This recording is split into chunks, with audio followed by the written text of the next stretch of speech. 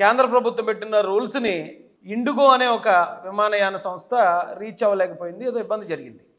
ఆ కారణంగా Republican TV అనే ఒక నేషనల్ మీడియాలో అర్నాబ్ గోస్వామి అనే జర్నలిస్ట్ మాట్లాడుతున్నప్పుడు మా తెలుగుదేశం పార్టీ నుంచి జాతీయ అధికార ప్రతినిధి దీపక్ రెడ్డి గారు మాట్లాడుతున్నప్పుడు ఇప్పుడు ఈ సమస్య మీద మీరు ఏం చర్యలు తీసుకుంటున్నారని అర్నాబ్ గారు అడగడం జరిగింది. దానికి మా తెలుగుదేశం పార్టీ జాతీయ అధికార ప్రతినిధి గారు అన్నది ఏంటంటే, దీని మీద మేము కూలంకషంగా యాక్షన్ తీసుకుంటున్నామండి, దీని మీద మా యువ నాయకుడు నారా లోకేష్ గారు కూడా దీన్ని మానిటర్ చేస్తున్నారు, వార్ రూమ్ పెట్టి అని చెప్పి ఆయన చెప్పడం జరిగింది. దానికి నేషనల్ మీడియా జర్నలిస్ట్ గారు ఎవరైతే ఉన్నారో వారు ఏం అడిగారంటే, వాట్ కెపాసిటీ హీ హ్యావ్ అన్నాడు. అంటే లోకేష్ గారు ఏ కెపాసిటీ తోటి కేంద్ర ప్రభుత్వానికి సంబంధించిన ఈ విమానయాన రంగంలో ఆయన మాట్లాడుతున్నాడు అన్నారు. దానికి సంబంధించి మేము చెప్పాల్సిన సమాధానం అక్కడ మా అధికార ప్రతినిధులు చెప్పున్నారు. ఇదేమీ అంత కొంపలు ములిపోయే విషయమో లేకపోతే రాష్ట్రానికి ఏదో ఉపద్రవం వచ్చే విషయం కాదు. కానీ ఈరోజున వైసీపీ నాయకులంతా ప్రెస్ మీట్లు పెట్టేసి అదిగో లోకేష్ గారు ఇతర శాఖల్లో కేంద్ర ప్రభుత్వ శాఖల్లో కూడా ఆయన జోక్యం చేసుకున్నారని ఎవరెవరో అనేసారని చెప్తున్నారు. ఏమండి, ఆయన వేరే శాఖల్లో జోక్యం చేసుకుంటున్నారని లేకపోతే అధికార దుర్వినియోగం చేస్తున్నారని సెంట్రల్ శాఖల్లో కూడా ఆయన జోక్యం చేసుకుంటున్నారని అన్నది ఎవరండి? మోడీ గారు అన్నారా? లేదా అమిత్ షా గారు అన్నారా? లేదా బీజేపీ అధ్యక్షులు ఎవరైతే ఉన్నారో ఆ పెద్దలు ఎవరైనా అన్నారా? ఎవరన్నారు? ఒక జర్నలిస్ట్ గారు చిన్న డిబేట్లో అన్నారు. దాన్ని పట్టుకొచ్చి వీళ్ళ సునకానందం చూస్తుంటే నాకు కాస్త నవ్వు వస్తుంది, వీళ్ళని చూస్తే జాలి వేస్తుందండి. ఎందుకంటే మా యువ నాయకులు నారా లోకేష్ గారి మీద వీళ్ళు చేయడానికి ఆరోపణలు ఏమీ లేక ఎక్కడెవరో ఏదన్నా ఒక మాట అనకపోతారా అని ఆ మాటను తెచ్చుకుని ఈ రోజు నెలలో పండగ చేసుకుంటున్నారు. అయితే నేను ఒకటి అడుగుతాను, లోకేష్ గారి కెపాసిటీ ఏంటి? ఇప్పుడు నారా లోకేష్ గారు తెలుగుదేశం పార్టీ జాతీయ ప్రధాన కార్యదర్శి. ఆయన కేంద్ర ప్రభుత్వం అంటే ఎన్డీఏ కూటమిలో తెలుగుదేశం పార్టీ కూడా ఒక భాగస్వామి. ఈ రోజున ఎన్డీఏ కూటమి ఇంత సుస్థిర పాలన చేయడానికి నరేంద్ర మోడీ గారి నాయకత్వాన్ని బలపరుస్తూ ఎన్డీఏ కూటమిలో రెండవ అతిపెద్ద పార్టీ అయిన తెలుగుదేశం పార్టీకి నారా లోకేష్ గారు మగుటం లేని మహారాజుగా ఆంధ్రప్రదేశ్ ప్రజలు తీర్పునిచ్చారు.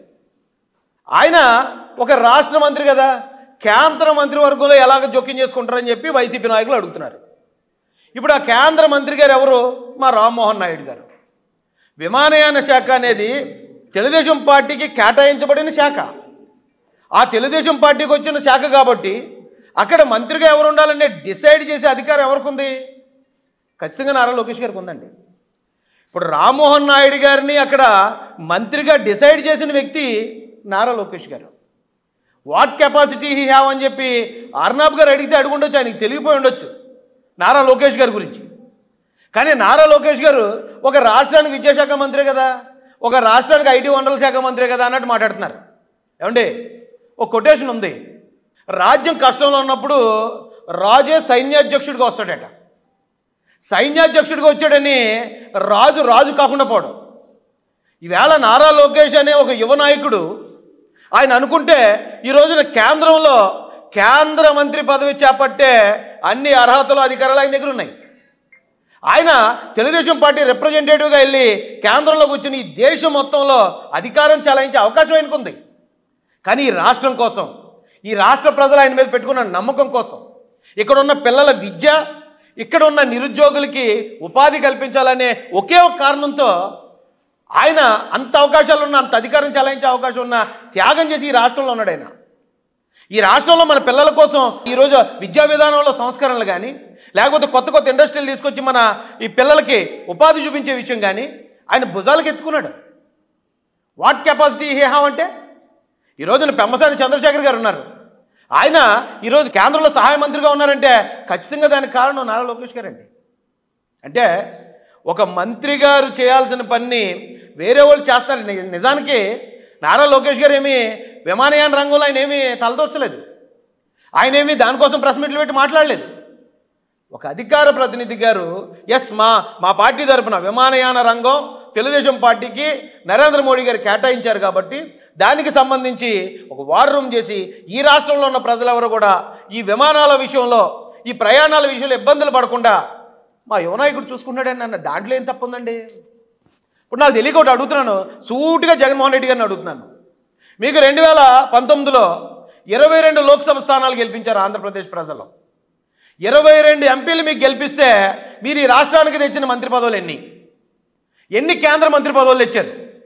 ఈవేళ కూటమి 21 స్థానాల్లో నెగ్గుంటే తెలుగుదేశం పార్టీ 16 మంది ఎంపీలు ఉన్నారు. 16 మంది ఎంపీలతో మా యువనాయకుడు నారా లోకేష్ గారు ఈ రాష్ట్రానికి 2 కేంద్ర మంత్రి పదవులు, బీజేపీ తరఫున 1, మొత్తం ఎన్డీఏ కూటమిలో 3 కేంద్ర మంత్రి పదవులు ఈ రాష్ట్రానికి తెచ్చి పక్క రాష్ట్రం గోవాకు కూడా ఒక గవర్నర్గా మన తెలుగోడిని నియమించే శక్తికి, ఆ స్థాయికి ఈ రాష్ట్రాన్ని తెలుగోడిని తీసుకెళ్లిన ఆ ఘనత ఖచ్చితంగా తెలుగుదేశం పార్టీదండి. జగన్మోహన్ రెడ్డి గారు 22 ఎంపీ సీట్లతో ఏంటండి మీరు చేసింది ఏంటి? ఎన్ని మంత్రి పదవులు తెచ్చారు మీరు ఇక్కడికి? ఈ రాష్ట్రానికి మీకు కావాల్సినవి తెచ్చుకున్నారు. జగన్ గారికి ఏం కావాలో తెచ్చుకున్నారు, అవినాష్ రెడ్డి గారికి ఏం కావాలో తెచ్చుకున్నారు, మరొక నాయకుడికి ఏం కావాలో మీ పర్సనల్గా తెచ్చుకున్నారు తప్ప ఈ రాష్ట్రానికి మీరు చేసిన మేలేంటి? వాట్ కెపాసిటీ హ్యావ్ అని చెప్పి ఎవరో తెలియని ఆయన ఒక హిందీ ఆయన అడిగాడంటే అర్థం ఉంది. ఏమాత్రం బుర్ర బుద్ధి లేకుండా ఫలానా ఎవరో జర్నలిస్ట్ గారు అన్నారు, లోకేష్ గారు ఏదో ఇతర దాంట్లోకి ఇన్వాల్వ్ అయిపోతున్నారని మాట్లాడుతున్నారంటే ఎంత సిగ్గుసెర లేకుండా బతుకుతున్నారు మీరు ఈరోజు. ఏ రోజైనా ఈ రాష్ట్రంలో ఒక మంత్రి గారు ప్రెస్ మీట్ పెడతా ఉంటే ఆ పక్కన ఎప్పుడన్నా లోకేష్ గారు కూర్చుని ఉన్నారా? ఆ మంత్రి గారి తరపున లోకేష్ గారు ఎప్పుడన్నా మాట్లాడారా? లేదా కేంద్ర మంత్రి పదవుల్లో ఆయన ఇన్వాల్వ్ అయ్యారు అనడానికి ఏ ఆధారం ఉంది మీ దగ్గర? వేళ ఎవరైనా సరే కేంద్ర మంత్రి పదవి కావాలా, రాష్ట్ర మంత్రి పదవి కావాలంటే తీసుకునే అధికారం ఉన్న ప్రతి ఒక్కరు కేంద్ర మంత్రి పదవి తీసుకుంటారు. అలాంటి దగ్గర కూడా ఒక యువ నాయకుడు రామ్మోహన్ నాయుడు గారు, అలాంటి ఆయన చాలా పర్ఫెక్ట్గా ఆయన విధులు నిర్వర్తించగలడు, నిజాయితీ పరుడు అని చెప్పి లోకేష్ గారు మాట చెప్తే ఆయన ఈ రోజున సెంట్రల్ మినిస్టర్ అయ్యారు. ఆయన అంతే చిత్తశుద్ధితో పనిచేసుకొస్తున్నారు. అది లోకేష్ గారి కెపాసిటీ. జగన్మోహన్ రెడ్డి గారికి నేను ఇక్కడి నుంచి కాకినాడ తెలుగుదేశం పార్టీ నుంచి ఒక ఆఫర్ కూడా ఇస్తున్నాను. లోకేష్ గారి కెపాసిటీ ఏంటో తెలియాలి మీకంటే రండి, మీరు వచ్చి తలంచి లోకేష్ గారితో తెలుగుదేశం కండువా వేసుకోండి. మీకు నిజంగా కెపాసిటీ ఉందని కనుక లోకేష్ గారు నమ్మితే ఇలాగ మిమ్మల్ని కూడా కేంద్ర మంత్రి పదవిలో కూర్చోబెట్టగలిగిన కెపాసిటీ లోకేష్ గారికి ఉంది. అలాంటి లోకేష్ గారిని పట్టుకుని ఏది దొరకనట్టు ఏంటయ్యా ఈ విష ప్రచారం ఏంటి, ఈ వెకిల్ నవ్వులేంటి, అలాంటి నాయకుడిని మాట్లాడుతూ ఉంటే తెలుగుదేశం పార్టీయే కాదండి రాష్ట్రంలో ఉన్న ప్రజలందరూ బాధపడుతున్నారు. కాబట్టి అలాంటి అంత త్యాగం చేసి ఈ రాష్ట్రం కోసం నిలబడి ఈ రాష్ట్ర అభివృద్ధి కోసం పనిచేస్తున్న యువ నాయకుడిని పట్టుకుని ఎవరో అన్నారంటే ఆయన తెలియక అడిగాడా, లేదంటే లోకేష్ గారి గొప్పతనాన్ని మా అధికార ప్రతినిధి ద్వారా దేశవ్యాప్తంగా తెలియజేయాలని అడిగాడా? ఇప్పుడు ఈ రోజున నరేంద్ర మోడీ గారితో ఎక్కువగా ఇష్టపడుతూ గౌరవింపబడుతున్న అతి చిన్న వయస్కుడైన పొలిటీషియన్ ఎవరన్నా ఉన్నారు భారతదేశంలో అంటే అది కేవలం నారా లోకేష్ గారు. మన దాదాపు 30 రాష్ట్రాల్లో ఉన్న అతిపెద్ద దేశం.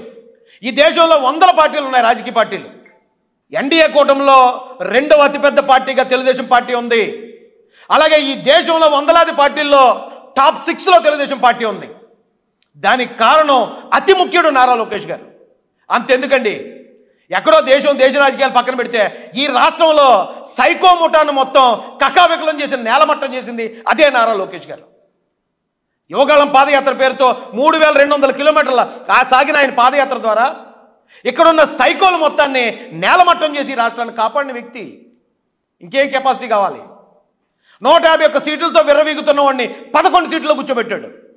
అంతకన్నా ఏ కెపాసిటీ కావాలి? ఈ రాష్ట్రంలో కొన్ని కోట్ల మందికి జీవితాలను మార్చాడు. అంతకన్నా ఏ కెపాసిటీ కావాలి? ఈరోజు దేశంలో 2వ అతిపెద్ద పార్టీగా ఉంటే కాదు, నరేంద్ర మోడీ గారితో కూడా ఎంతో గౌరవించబడుతున్న వ్యక్తుల్లో నారా లోకేష్ గారు ఉన్నారు. ఇప్పుడు మోడీ గారు అంటేనో లేకపోతే ఒక అమిత్ షా గారు అంటేనో మరొకరు అంటేనో ఓహో ఒకవేళ లోకేష్ గారు ఏమైనా ఇన్వాల్వ్ అయ్యారేమో అనుకోవచ్చు. వాళ్ళెవరు ఎప్పుడు ఏ రోజు అనరు, గౌరవిస్తారు ఆయన్ని. ఈ రోజు అనుకుంటే రేపు వెళ్ళి ఆయన ప్రధానమంత్రిని కలవగలరు, ఈ రోజు అనుకుంటే రేపు వెళ్ళి అమిత్ షా గారిని కలవగలరు. అవసరం అనుకుంటే జగన్మోహన్ రెడ్డి కూడా చిటికలో ఆయన కేంద్ర మంత్రి పదవి ఇచ్చే అధికారం ఆయన చేతిలో ఉంది. అంతకుమించిన కెపాసిటీ ఏం కావాలండి? అంటే ఇంతకుముందు వేలు చేసిన ఏదో పనులు వైసీపీ వాళ్ళు ఏదో పనులు చేస్తారు, అది తెలుగుదేశం పార్టీ మీద నెట్టేయాలని ప్రయత్నం చేస్తారు. గతంలో అంటే ఇది కంపేర్ చేయట్లేదండి, దీనికి నేను చెప్పబోయానికి లోకేష్ గారికి అసలు నక్కకి నాగలోకి అనుకున్నాం తేడా.